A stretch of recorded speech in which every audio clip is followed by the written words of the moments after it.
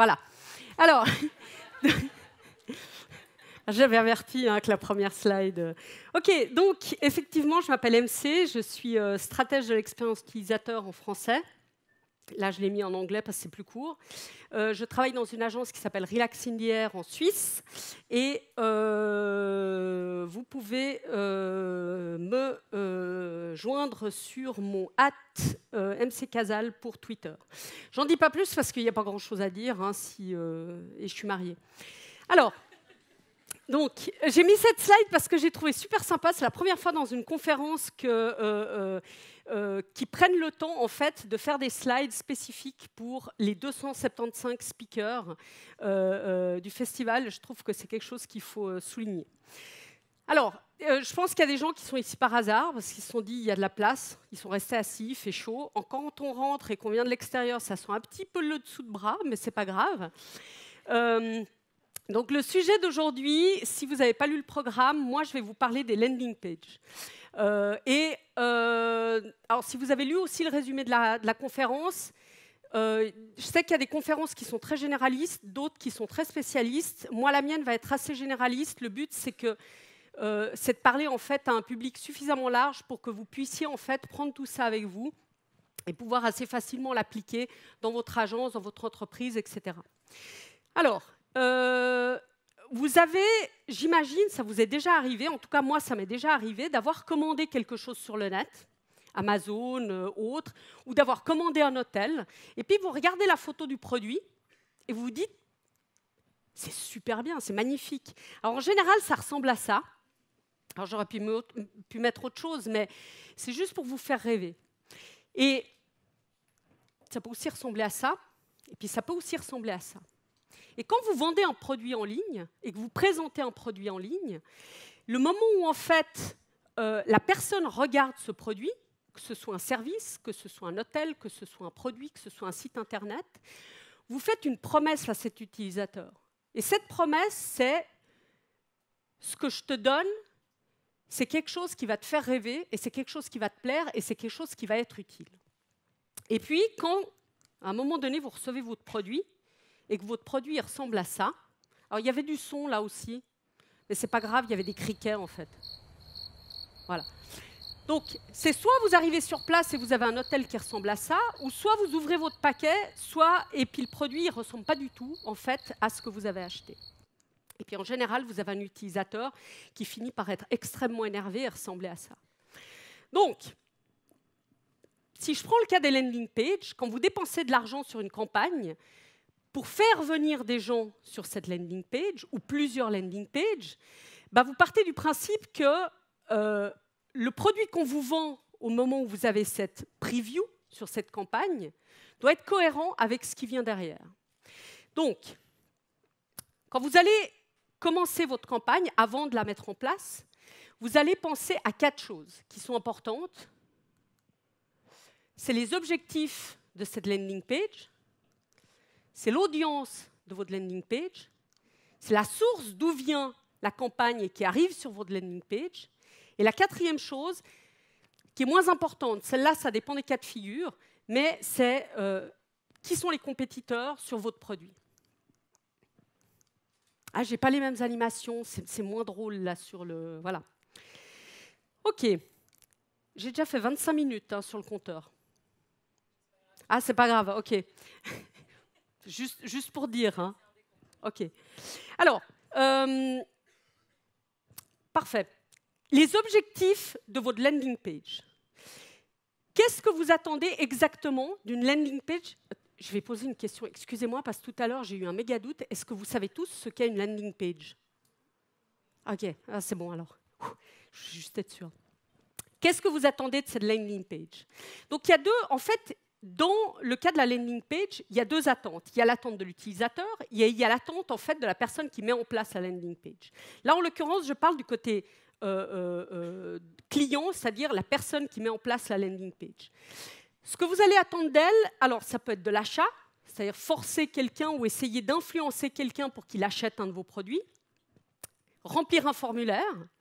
Je reviendrai un tout petit peu plus loin, un peu plus sur le sujet un peu plus loin? Est-ce que vous voulez que la personne vous laisse un email pour s'inscrire à une newsletter? Ou est-ce que vous voulez éventuellement qu'elle télécharge un document? Ça peut être un document, ça peut être un e-paper, ça peut être un white paper, etc. Donc ça, c'est la première chose, avant même de commencer le travail, sur laquelle vous devez réfléchir. C'est qu'est-ce que j'attends de ces gens, ou de ces prospects, ou de ces leads qui vont venir sur ma landing page. Donc ce qui veut dire qu'avant même de traquer la conversion de cette landing page, vous devez définir la conversion. Ensuite, l'audience. Alors moi, c'est un de mes chevals de bataille. Je fais souvent des conférences sur le sujet, c'est à qui est-ce que vous parlez? Si vous ne connaissez pas votre audience et si vous ne savez pas à qui vous parlez, vous ne savez pas qui sont vos publics, vous pourrez difficilement en fait, avoir le bon discours ou donner en fait, les bonnes informations à ces publics.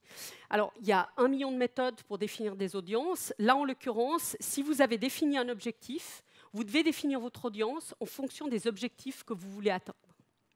Alors, une audience, c'est-à-dire que des gens qui vont cliquer sur une campagne pour arriver sur une landing page, ils ont des besoins, ils ont des envies, ils ont des attentes, et surtout, il y a cette fameuse promesse que vous leur faites au moment où vous montrez ce petit bout de campagne ou ce petit moment qui peut être de l'email marketing, qui peut être du banner, qui peut être autre chose, qui peut être une pub sur Facebook, et le moment où ils arrivent en fait sur vos landing pages. Donc il faut absolument tenir compte du fait que ces personnes ont des attentes, vous également, et que vous devez trouver un terrain d'entente pour que ces deux utilisateurs en fait soient contents. Donc vous et vos clients. Et pour savoir ce qui est dans la tête de votre audience, oui, enfin, c'est plutôt vous devez vendre ce qui est dans votre tête pour savoir ce qui est dans sa tête. Ça fait sens? Hier soir, ça faisait vachement sens. C'est pas grave. C'est pas grave. OK, la source. C'est-à-dire d'où vient la personne qui arrive sur votre landing page. Il y a énormément de cas de figure. Ça peut être de l'email marketing, ça peut être une pub sur Facebook, ça peut être du AdWords, ça peut être d'autres choses, ça peut être un autre site, etc. Et puis, en fait, ce qui se passe, c'est qu'une audience, si elle vient d'un endroit précis, n'a pas forcément les mêmes attentes que si elle vient de l'email marketing ou si elle vient de Facebook. Vous ne trouverez pas les mêmes publics et la même audience sur des sources différentes. Ce qui veut dire qu'à priori, quand vous travaillez sur de la landing page avec des sources qui arrivent d'endroits différents, vous devriez normalement, si vous avez les ressources, faire une landing page par source. C'est-à-dire que si vous avez Facebook, que vous avez AdWords, que vous avez de l'email marketing, chacune de ces sources devrait idéalement avoir une page d'arrivée, une landing page qui est adaptée. Alors, comme j'ai dit, ça dépend de vos ressources, mais normalement, si vous adaptez selon la source, vous avez des taux de conversion qui sont plus importants. Ensuite, c'est d'avoir des messages qui sont différents. Si vous touchez une audience qui est sur Facebook ou une audience qui est déjà captive, entre guillemets, sur de l'email marketing, votre message sera peut-être différent. Pourquoi? Parce que l'audience a des attentes, connaît la marque ou ne connaît pas la marque. Ensuite, c'est de faire du sur-mesure. Et puis, c'est ce que j'ai dit tout à l'heure, c'est qu'a priori, le fait d'avoir une source, une landing page, vous ramène plus de leads. Donc, à retenir, adaptez vos messages pour délivrer le bon message. La compétition. Alors, ça dépend si vous êtes effectivement sur un marché compétitif ou pas. Si vous êtes sur un marché de niche et que vous êtes les seuls sur le coup, en gros, c'est un exercice qui n'est pas nécessaire. Mais si effectivement vous êtes sur un marché compétitif et que vous avez d'autres entreprises ou d'autres sociétés qui font la même chose que vous, le but c'est de savoir quel est l'objet sur lequel ils communiquent. C'est-à-dire vous avez vos objectifs, mais comment est-ce que la compétition communique et sur quels objets? Ensuite, quelle est sa stratégie? Alors, bien sûr, ça vous demande un petit peu de travail d'analyse.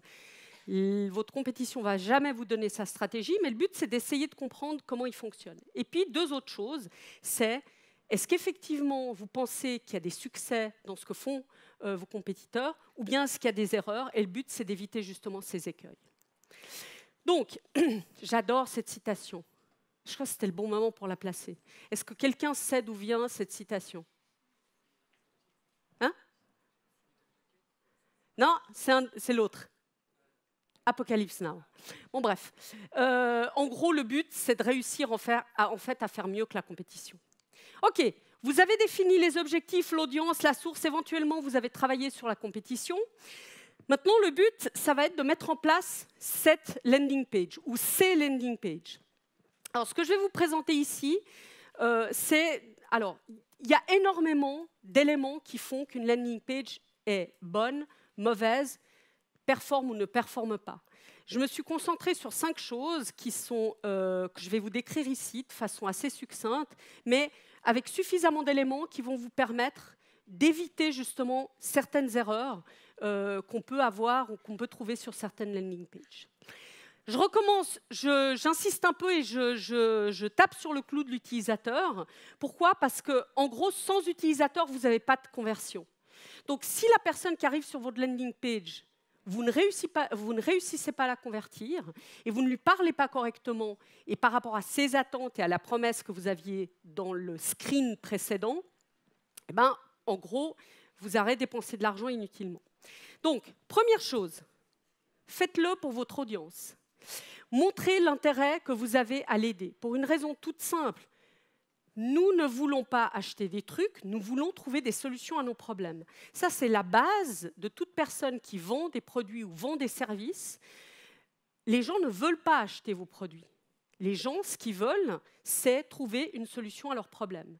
Et si une autre entreprise fait la même chose, mais peut-être mieux et répond mieux aux problèmes de l'utilisateur, eh ben, il ira vers cette entreprise. Alors là, je vais vous donner des exemples. C'est beaucoup des exemples qui viennent de pays anglo-saxons, parce que c'est là où malheureusement, malheureusement ou heureusement, il y a beaucoup plus d'exemples. Mais focalisation sur l'utilisateur, le but, c'est de lui montrer que vous avez un intérêt pour lui et à régler son problème et à l'aider. Dans le cas d'Airbnb, il y a des choses qui sont intéressantes en fait sur cette page. Alors, c'est assez épuré. Moi, je pense que c'est un peu la base de toute bonne landing page. Mais il y a des mots qui sont intéressants. C'est gagner de l'argent. Et puis, ensuite, c'est un outil pratique. C'est-à-dire qu'on n'est pas en train de vous proposer tout de suite de vous inscrire. On est en train de vous dire, avec ce que vous avez à la maison, combien est-ce que vous pouvez gagner. Vous êtes en train de répondre à un problème. Vous êtes en train de dire à quelqu'un, j'ai un appartement, j'ai une maison, et en gros, vous lui mettez un outil entre les mains, super simple, avec 3 champs, super simple, où il va pouvoir, en fait, très rapidement calculer combien il pourrait gagner. Dans ce cas de figure, ce qui est intéressant, c'est... alors, il y a 2 choses qui sont intéressantes. C'est le you, c'est-à-dire... Ça, c'est une partie sur laquelle je vais parler après. C'est toute la partie du wording. Quand vous vous adressez à quelqu'un, et c'est très utilisé dans le cadre légal, entre autres par les avocats ou ce genre de choses, c'est le vous et le nous, et cette relation en fait d'individu à individu. Vous ne parlez pas de façon générale, vous êtes en train de parler à quelqu'un. Et puis la deuxième chose qui est intéressante, en fait, c'est la photo avec la personne qui regarde vers vous. Une landing page qui s'adresse à un utilisateur et qui essaye de régler le problème d'un utilisateur, et en l'occurrence là c'est Shopify, le e-commerce pour monsieur et madame tout le monde, entre guillemets, c'est que vous montrez quelqu'un dans un contexte qui pourrait parler à quelqu'un qui a une boutique. Donc vous parlez en fait à l'utilisateur. Ensuite, une partie importante, c'est établissez un rapport de confiance et soyez crédible.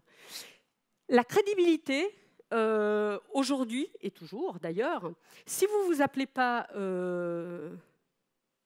Qu'est-ce qu'on peut croire comme marque aujourd'hui? Bon, bref. Le fait est que si vous êtes une marque qui n'est pas assez connue ou qui n'a pas une notoriété qui est assez importante, vous devez pouvoir en fait faire comprendre à ces gens qui arrivent sur votre page qu'ils peuvent vous croire. Alors, là, je vais me concentrer sur l'exemple des témoignages. Alors, les témoignages, c'est quelque chose qui peut être à double tranchant. Vous pouvez avoir des témoignages qui sont très bien faits et qui vont faire comprendre à l'utilisateur qu'en gros, oui, ça répond à mon problème. Et puis, vous avez des témoignages où vous allez vous dire, il y a un truc qui ne joue pas là. Dans ce cas, je pense que c'est un bon exemple. Pourquoi? Parce qu'ils ont repris en fait une phrase et c'est des vrais consommateurs en fait, du produit. Donc, on voit leur visage, on peut lancer la vidéo, et surtout, il y a une phrase qui résume le truc.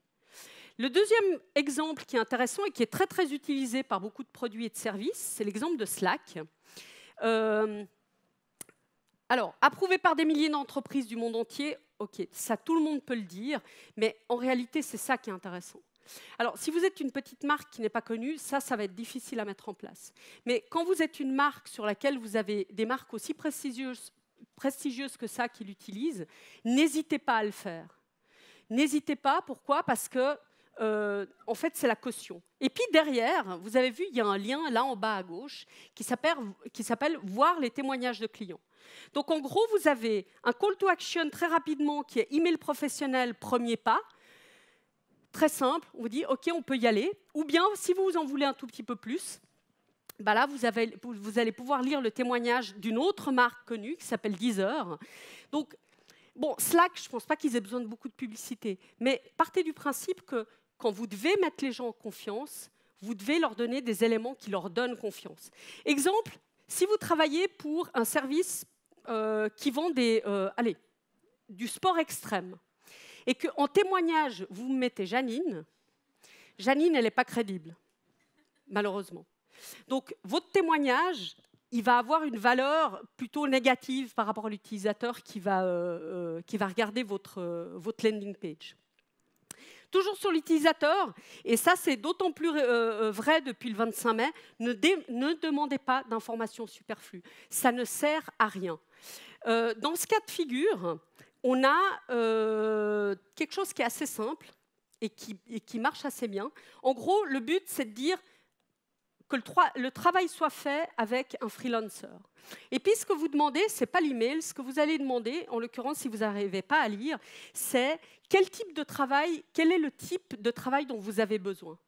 Donc, vous êtes déjà en train de répondre à un besoin. Vous êtes en train de lui dire, en gros, j'ai un besoin de web design. Je tape web design et là, je vais déjà avoir un retour sur ma recherche.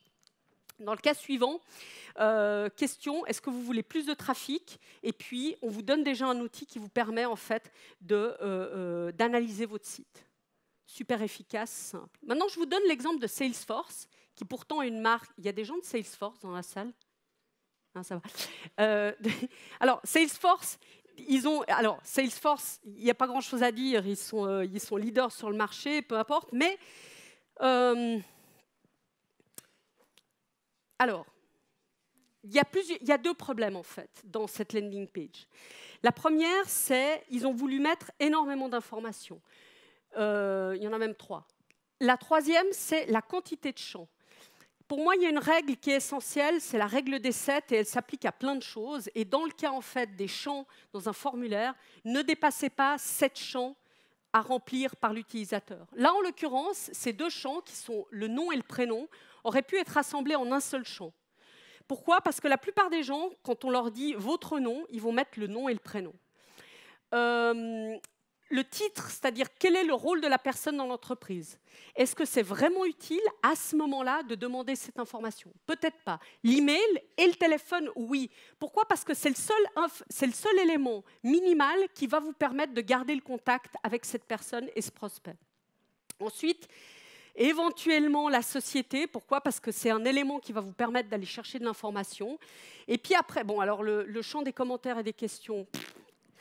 sert à rien. Et puis, après, c'est le nombre d'employés, le pays, et a priori, le pays, ça, vous pouvez aussi le savoir, hein, si vous avez le nom de la compagnie. Donc voilà. Champs, beaucoup trop de champs. Limitez-vous à 7 champs, grand maximum. Et ensuite, le problème, c'est que probablement, en fait, le call to action se trouvait en dessous de la ligne de flottaison. C'est-à-dire qu'il n'était pas visible, à moins que vous scrolliez. OK. Après les utilisateurs, c'est l'offre. Qu'est-ce que vous allez offrir à ces gens qui vont venir sur la landing page? Alors, je pense que vous connaissez ce dicton. Si vous vendez des cacahuètes, en gros, vous aurez des singes. Donc, il y a une chose qui est importante. Alors, on est tous persuadés d'avoir le meilleur produit du monde, le meilleur service du monde. Non, c'est pas vrai. Alors, si je prends l'exemple d'Uber, je défends pas Uber, je donne juste l'exemple. Uber avait, en tout cas jusqu'à maintenant, une proposition de valeur qui était unique. C'est-à-dire qu'ils ont lancé un service, il y a quelques années, qui était seul sur le marché. Alors, ça, c'est un cas de figure. Si vous avez un produit qui est unique sur le marché, en gros, vous serez seul sur le marché. Donc, ça sera beaucoup plus facile d'aller chercher des prospects. Mais, je savais que j'allais me torcher la gueule sur cette moquette. Mais dans ce cas de figure, alors moi, je connais pas ce produit. Dans le cas de figure de cette landing page, en fait, il y a plusieurs problèmes. Un, je ne vois pas quelle est l'offre. Je pense que c'est des webcasts, mais après l'enregistrement, il est en dessous. Je ne comprends pas qui est la marque, je ne sais pas quels sont les avantages. Donc, dans ce cas de figure, on a une landing page qui est, on va dire, qui ne se distingue pas d'une compétition d'autres personnes en fait, qui offriraient ce type de service. OK. Le contenu. Alors, il me reste 8 minutes. Non, sans déconner. Oh, putain. Bon, je vais aller plus vite. OK. Alors, le contenu. Le poids des mots, le choc des images. Bon, on va parler des mots. Les mots sont extrêmement importants dans les landing pages que vous allez mettre en place. Et puis, c'est ce que je disais tout à l'heure, c'est la crédibilité. Si vous mettez des mots qui vont inspirer la confiance, qui vont donner envie, qui vont faire rêver, vous devez faire en sorte que la personne, quand elle arrive en fait, sur vos landing pages, elle imagine déjà quelque chose. Et les mots, en fait, vont servir à ça. Là, il y a un mot qui est important, c'est que vous aimez. Ça a l'air con, mais ça marche. Ensuite, pour les gens qui aiment la nourriture, okay, une belle assiette, magnifique, ça marche super bien. Et puis après, vous avez Microsoft, Intelligence Security using machine learning to help detect advanced cyber attacks. OK, en gros, ça intéresse que ce mec-là. Donc, là, le problème, c'est que vous avez trop de mots-clés qui sont trop compliqués et qui font peur. Ça, c'est du mauvais wording. Et puis, chaque mot a un impact sur les utilisateurs. Quand les gens arrivent en fait, sur votre landing page, ils se demandent « est-ce que ce produit répond ou pas à mon problème ?» Donc, le but, c'est de mettre en confiance la personne et d'utiliser un contenu et des mots qui soient suffisamment émotionnels pour toujours répondre à ce problème. Alors, cette entreprise, entre-temps, ils ont changé leur landing. C'est dommage parce qu'avant, ils utilisaient un mot qui était « again » en anglais, qui veut dire « à nouveau ». Et c'était hyper intéressant parce qu'en fait, ils vendent de la sécurité pour la maison. Et c'était de dire faites revenir la sécurité à nouveau chez vous. Alors, là, ce qui est intéressant aussi, c'est « done right », c'est la sécurité faite correctement. Donc, je vais aller assez vite comme ça. Voilà. Donc, non, mais de toute façon, je vais aller jusqu'au bout. Hein, je suis encore là dans 1h30. OK. Alors, adaptez-vous à ce que vous vendez. Si vous vendez des patates, ne parlez pas de chaussures. Extrêmement important. Et si vous vendez un produit pour lequel, on va dire, vos utilisateurs risquent d'avoir des doutes, ou de se poser des questions, parce que c'est un produit qui est cher, parce que c'est un produit qui va leur demander du temps à mettre en place, etc. Adaptez le discours à ce que vous êtes en train de vendre. Je donne un exemple assez simple, c'était en fait un speaker ou un écrivain, je ne sais plus qui c'était exactement, qui avait mis une landing page pour un e-paper et qui performait pas très bien. Et en fait, la seule chose qu'il a faite, c'est qu'il a rajouté lecture 25 minutes. Vous êtes en train de donner une information à des utilisateurs en leur disant « si tu le lis, ça te prendra que 25 minutes ». Alors moi, si on me dit 25 minutes, je ne vais pas le prendre parce que c'est trop long. Mais si vous n'avez pas si vous avez, on va dire... Qu'est-ce que j'allais dire ? Ah oui, c'est ça, le poisson rouge. Non, ce que je veux dire, c'est que vous devez donner suffisamment d'informations, mais pas trop, pour que la personne se dise « OK, je vais le prendre ». Ensuite, c'est d'influencer l'émotion. Il ne faut pas oublier une chose, il y a beaucoup d'achats et beaucoup de choses qui sont faites sous l'impulsion, et que du moment où en fait, vous utilisez des mots qui vont aller parler à la personne, ça va être beaucoup plus facile de convertir. Faciliter la projection, c'est-à-dire la personne doit s'imaginer dans le scénario, doit s'imaginer en train d'utiliser le produit et connecter le prospect au produit. OK. Des mots importants, c'est ce que j'ai dit tout à l'heure, qui est beaucoup utilisé dans le marketing légal, c'est le vous, le nous. Faut que je rappuie. Le terme résultat, ça a l'air stupide, mais vous devez atteindre des résultats et la personne qui vient chez vous attend des résultats. Facile. Ouais. Pas grand-chose à dire, mais oui. Et puis, économie. En gros, vous allez gagner de l'argent ou je vais vous faire économiser de l'argent. Et puis, le dernier, c'est le terme garantie.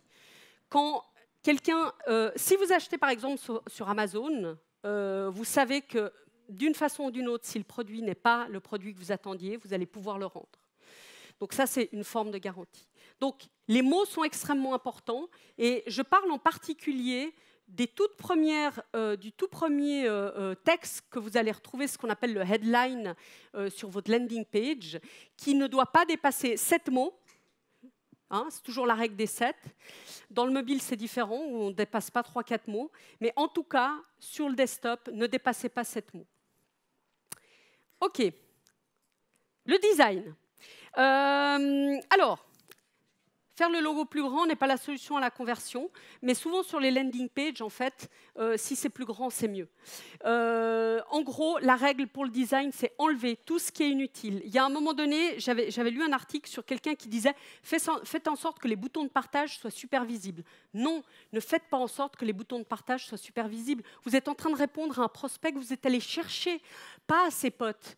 Donc, ce qui va se passer, c'est que lui, il va partager, il va peut-être partir, il va peut-être sortir. Ce que vous faites, c'est que les boutons de partage, mettez-les en fait dans le workflow au moment de la page de remerciement. Dans le workflow d'une landing page, vous avez la source, vous avez la landing page et vous avez la page de remerciement. Si vous voulez rajouter des choses, mettez-les dans les pages de remerciement. Là, vous vous en foutez parce que vous avez déjà acquis votre lead. OK, donc enlevez tout ce qui ne sert à rien. Je vous donne l'exemple de Mailchimp. Super simple, email, username, password. Il n'y a besoin de rien d'autre. Et le call to action get started ne s'active uniquement que quand les 3 champs sont remplis. Deuxième chose, architecture et hiérarchie sont les 2 mamelons de la conversion. C'est vrai. Et ça vaut pour le site, ça vaut pour n'importe quel produit en ligne. Architecture et hiérarchie. Pourquoi ? Parce que quand une personne lit une page, elle le lit comme ça. En gros, il n'y a pas de règle.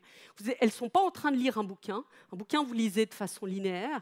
Et sur une page, en fait, vous lisez... Alors, il y en a qui disent qu'ils lisent en F, d'autres qui scannent. Donc, le but, c'est que vous mettiez immédiatement visible ce qui est le plus important. Dans ce cas, vous avez la marque, vous avez un headline, vous savez que c'est un webinar, vous avez la date, vous avez un très gros bouton. Donc, les 2 choses importantes, c'est ça, ça et surtout ça. Et ça, je vais peut-être le sauter à la fin de ma presse. C'est ce qu'on appelle la notion d'urgence. Si vous mettez un compteur, ça marche quasi tout le temps. OK, utilisez des images, mais pas des banques d'images. 2 exemples, celui-ci. Très bien, ça a probablement été pris dans l'école. Seul problème, vous ne voyez pas le visage. Le visage est caché, et la personne tourne le visage à la caméra. Donc, en gros, vous essayez d'avoir un contact émotionnel pour vendre du produit, mais vous ne voyez pas qui est en train d'utiliser le produit. Et puis, cet autre exemple, Online Trading Academy, c'est fantastique. On dirait une séance de thérapie comment est-ce qu'on appelle d'hypnose. Donc, ils ont tous les mains posées au même endroit. Donc le photographe, je ne sais pas, ce jour-là, il devait être mal luné. Ils regardent tous comme ça et le gars, il lève le doigt. Donc, OK, c'est bien d'utiliser des vraies images et ne pas utiliser des images d'Image Bank, mais en même temps, c'est super weird. Moi, ça ne me donne pas envie de m'inscrire. OK. Dans le design, call to action, call to action, call to action. Ou sur la page, couleur, forme et contraste et quel est le label. Donc, voilà. Bon et mauvais exemple. Pourquoi ? Parce que le bleu ressort beaucoup en fait sur le blanc. Donc vous avez un contraste qui est très bon. Mais le seul problème, c'est qu'en fait, il est très en bas. Si vous avez l'occasion sur des landing pages, et ça se vérifie surtout sur le mobile, répétez les call to action. Mais ayez une cohérence, c'est-à-dire ne faites pas un bouton bleu et un bouton rouge ensuite. Ça n'a pas de sens. Si je vous donne cet exemple-là, j'ai scanné la page à peu près pendant 5 secondes avant de trouver le call to action. Je n'ai pas compris, j'ai cru que c'était ça, et en fait, c'est là-haut. Ça, c'est une erreur. Et puis après, un bon exemple. Alors, oui ou non, ça, c'est ce qu'on appelle un ghost button. C'est des boutons qui sont faits avec juste le petit filet autour. Ils sont bien parce qu'ils donnent moins d'importance, mais celui qu'on voit le plus, en fait, c'est celui-là. C'est le headline et puis c'est le call to action. Donc les call to action sont extrêmement importants et le remplacement dans la page est extrêmement important. Le label qui est à l'intérieur, rappelez-vous ce que je disais tout à l'heure par rapport aux mots que vous utilisez est extrêmement important. Donc voilà. Et puis je vais finir en fait sur le mobile. Pourquoi ? Parce qu'on a tendance à se dire, oui, mais je vais faire ma landing page en responsive. Seul problème, c'est que les gens ne consultent pas le contenu de la même façon sur le desktop et sur le mobile. Donc moi, en général, ce que je recommande, c'est de construire des landings spécifiques pour le mobile avec des headlines de 4 mots maximum, pas 7, 4 mots maximum, de rendre votre CTA visible immédiatement, c'est-à-dire dans la première zone de scroll, soit juste après le headline, soit juste avant la ligne de flottaison, de rendre vos numéros de téléphone cliquables. Ça a l'air super con, mais je vous assure qu'il y a encore aujourd'hui des sites dont les numéros de téléphone ne sont pas cliquables sur le mobile. Et puis, un autre élément extrêmement important, c'est d'optimiser le temps de chargement de votre page. Une personne qui attend sur un mobile, c'est quelqu'un qui ferme la page et qui va ailleurs. Et puis, quand vous avez fait tout ça, c'était celle-là que je voulais montrer. J'ai mis du temps à la trouver, cette photo. Alors, vous devez mesurer. Alors, le minimum que vous pouvez mettre en place quand vous faites une landing page, le minimum, c'est d'installer correctement vos Web Analytics. Et pas juste de dire « oui, j'ai mis le code ». Non, c'est de définir les objectifs, les goals, mais il paraît que c'est un mot que je ne dois pas dire. Hein. C'est quoi en français déjà ? Les objectifs. Définir les objectifs, absolument. De savoir si c'est de la complétion d'un formulaire, le download d'un document, etc. La base, faites-le et n'installez pas juste le code. Et puis, la deuxième chose que je recommande, c'est de faire de l'A/B testing. Alors, ça demande un tout petit peu plus de compétences, un tout petit peu plus de temps, mais c'est en gros ce qui va vous permettre d'optimiser cette landing page. Et quand je parle d'A/B testing, c'est de tester le bouton d'une certaine couleur sur 50% des pages et le bouton d'une autre couleur sur 50% des pages. Ou bien de changer l'emplacement du bouton ou de changer un mot dans le headline. Ça, c'est ce qu'on appelle l'A/B testing. Alors, ça demande un tout petit peu plus de ressources, mais c'est ce qui va vraiment vous permettre d'optimiser cette landing page. En takeaway, j'aurai que 3 minutes de retard. Alors, ma page... Alors, quand vous avez fait votre page, posez-vous ces questions et vous devez répondre à toutes ces questions « oui ». Ma page n'a-t-elle qu'une seule action ? C'est-à-dire, est-ce que l'utilisateur, quand il arrive, il ne peut faire qu'une seule chose ? S'il peut en faire plus, enlevez celle qui ne sert à rien et qui n'est pas définie dans vos objectifs. Ai-je établi un lien avec mon prospect ? C'est-à-dire, est-ce qu'il va se passer quelque chose entre lui et moi ? Est-ce que l'amour va naître ? Exactement. Ma page est-elle claire en lecture rapide ? Hiérarchie, architecture. Est-ce que le headline est clair ? Est-ce que le bouton est clair ? Est-ce que le label est clair ? Est-ce que le contenu parle de ma campagne ? Oui, mais il faudrait que je leur parle de... Non, si vous voulez parler d'autre chose, parlez dans la page de remerciement. Dans la page, dans la landing page, vous ne parlez que du sujet de votre campagne. Est-ce que ma page véhicule de la crédibilité ? Est-ce que j'ai mis une photo de Janine ou une vraie photo ? Et puis, est-ce que le workflow global est cohérent ? C'est-à-dire qu'entre mes sources de campagne, mes ou ma landing page et ma page de remerciement, est-ce qu'il y a une cohérence globale au niveau des mots, au niveau du visuel et au niveau du contenu que je délivre ? Et je vais passer là-dessus, parce que je n'ai pas le temps. Ah, juste celle-là. Juste celle-là, la loi de Fitts, qui est probablement très utilisée dans l'armée, dans tous les pays, c'est plus la cible est grande et proche, plus elle est facile à atteindre. En gros, plus le bouton est gros, plus c'est facile à cliquer dessus. Merci.